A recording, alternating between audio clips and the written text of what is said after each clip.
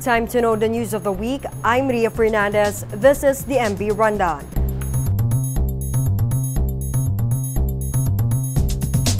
A series of earthquakes rocked different parts of the country. In cases like these, what should be done to reduce risks? This report. A series of tremors hit the country this week. On Monday, a 6.1 magnitude earthquake shook Luzon Island. In Manila, a college building tilted on its side and leaned on another structure, while Chuzon Porac supermarket in Pampanga collapsed, trapping its customers and employees under the rubble. The National Disaster Risk Reduction and Management Council, or NDRRMC, recorded at least 16 fatalities from the deadly tremor. Meanwhile, on Tuesday, a stronger quake also hit the Visayan Island, particularly eastern Samar. Aftershocks were also felt in the succeeding days. And since disasters like these are unpredictable, experts advise to store emergency items such as perishable goods and emergency kit. During an earthquake, do not also panic. Make sure to duck, cover, hold, and watch out for falling objects. In addition, stay calm and be prepared for aftershocks after the quake. This is Hannah Dabios for the MB Rundown. The Islamic State group claimed responsibility on the series of bombings in Sri Lanka last Easter Sunday. This was according to the statement released by IS propaganda agency AMAC, which cited that the group targeted the U.S. forces and Christians in Sri Lanka. The announcement came after State Minister of Defense Ruwan Wijewardene revealed the initial police findings, which stated that the bombings were in retaliation for the attack against the Muslims in Christchurch, New Zealand last month. The Sunday series of bombings in Sri Lanka targeted churches and high-end hotels. The whole incident was among the deadliest attacks worldwide, killing hundreds of people, including foreign tourists. Amid West Philippine Sea controversies, President Rodrigo Duterte is currently in China to meet China's President Xi Jinping and other heads of state for the second Belt and Road Initiative Forum. This is the second time Mr. Duterte attended the China-led conference, which aims to showcase the Chinese government's capacity to fund infrastructure projects of other nations for enhanced cooperation and trade along a modern-day Silk Road. Prior to this, the Philippines hosted for the very first time the two-day BOA Economic Forum in Shangri-La Hotel in Bonifacio Global City, Taguig, led by House Speaker Gloria Macapagal Arroyo. Meanwhile, as the West Philippine Sea dispute remains a hot topic, Philippine Ambassador to China Jose Santiago Santa Romana says Beijing assured the country that it won't occupy Pag-asa Island, the traditional fishing ground for Filipino fishermen. But Santa Romana says the government will remain vigilant to protect the country's interests and avoid the loss of a territory. The Philippines' first hybrid electric train built by Filipinos is now ready to transport commuters from Alabang to Calamba, Laguna and vice versa starting May 6. The first Filipino-made train powered by hybrid diesel fuel and battery can run with a maximum speed of 50 kilometers per hour. It has 5 coaches that are 12 meters in length and can accommodate at least 880 passengers.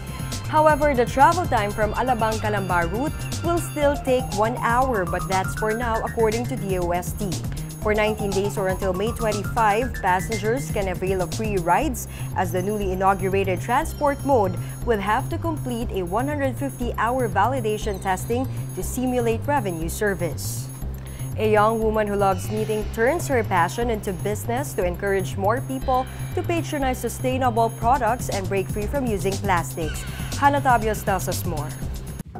It only started as a passion at a very young age after constantly watching her grandmother create crocheted items.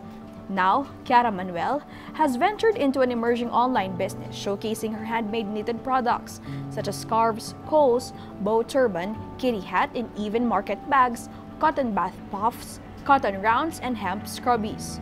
For her, this is both an advocacy and a profit-earning hobby that can encourage people to practice a zero-waste lifestyle.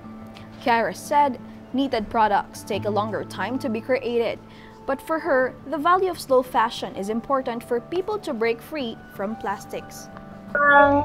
Main concern nga natin ay yung mga nakikita natin recently na nakaka-ingest ng trash ang mga sea animals. Kung hindi na kasi ako lumayo sa sea animals, nakita ko siya in front of me. Like yung mga stray animals na kumakain sila ng mga plastic dahil lasa siyang yung mga tinake out natin. First, meron akong guilt. Sabihin, plastic ay kalaban ng lahat ng hayop, hindi lamang ng agad o hindi pa Plastic pollution is a major problem in the Philippines, joining China, Vietnam, and Indonesia as the world's top offenders, particularly on marine plastic pollution.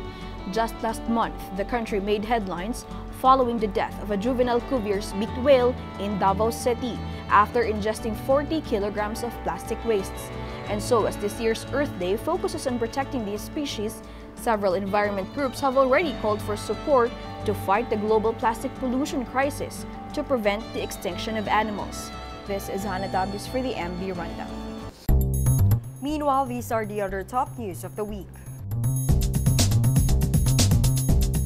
East concessionaire Manila Water will be paying at least 1.134 billion pesos imposed as penalty against water regulator MWSS. This is in connection to the unprecedented water interruptions in the Eastern Metro as well as in the provinces of Rizal last month. The hefty fine is on top of Manila Water's self-imposed penalty amounting to as much as 500 million pesos. A Manila court has ordered the arrest of former Police Colonel Eduardo Asierto and 7 others for the billions worth of shabu shipment smuggled into the country through several magnetic lifters. PNP says they are now ready to implement arrest warrants against the suspects, which also include former Customs Intelligence Officer Jimmy Guban and former PDEA Deputy Director for Administration Ismael Pardo. All of them are facing a violation of Republic Act 9165 or the Comprehensive Dangerous Drugs Act of 2002 filed by the Department of Justice. News organization slammed Malacanang for linking several journalists and lawyers in the alleged Duterte ouster plot, which was first published in Manila Times. Rappler's Maria Ressa called the document garbage, citing that it was another palace's ploy to harass journalists. While Ellen Tordesillas of Vera Files also denied the allegations and said that the report was outrightly false. Let's take a quick recap of the MB Rundown for today, April 26. A series of deadly tremors have rocked the Philippines this week.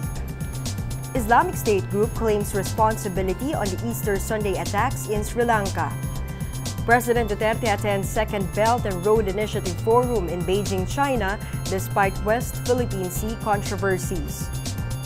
Philippines' first hybrid electric train will kick off on May 6, and a young entrepreneur ventures in a business that promotes the use of sustainable items. And that's the MB Rundown. I'm Ria Fernandez.